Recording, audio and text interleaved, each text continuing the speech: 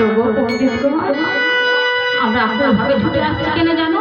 ওই নিমাই কোথা থেকে এসে নাম গাইছে, ওই নামের জন্য আমরা ঠিক মতো ঘুমাতে পারছি না, আমরা শ্যামাকে বুঝতেও পারছি না।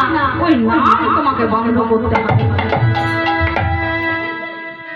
চাপা তখন বলছে ঠিক আছে তোমরা এখন নিজের নিজের গৃহে ফিরে যাও, আমি তোমাদের মনের বাসা বন্ধ করবো।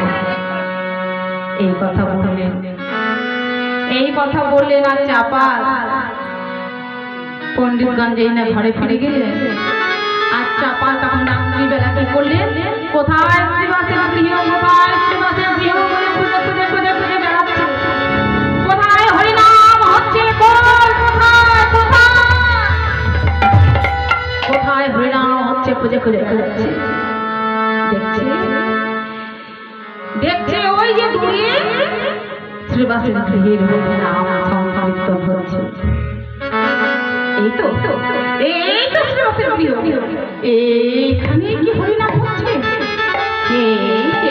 এই যে আমি শুনতে পাচ্ছি, ওই নাম আমি আজ বন্ধ করে ছাড়বো, ওই নাম আমি আজ বন্ধ করব।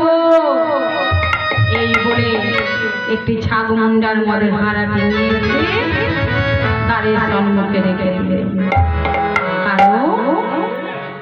কারণ যখন সকাল হবে, এই নবদ্বীপের পণ্ডিতগণ যখন এসে দেখবে শ্রীবাসের দুয়ারে ছাগমুন্ডার মদের হারা, এই বলে শ্রীবাসকে যখন অপবাদ দেবে, আর আমার ভক্তগণের মনের মধ্যে আনন্দ দিতে পারবো, এই নাম বন্ধ করতে পারবো, এই বলে রেখে দিয়ে চলে গেল।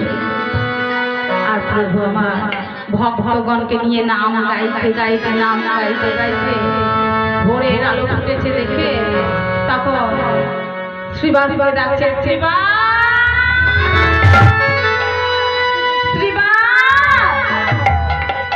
যাও যাও দেখো, ওই যে ভোরের আলো ফুটেছে, যাও দেখো, আমরা এবার নগর ভ্রমণে যাবো, আমাদের কি বেলা হয়ে যাচ্ছে।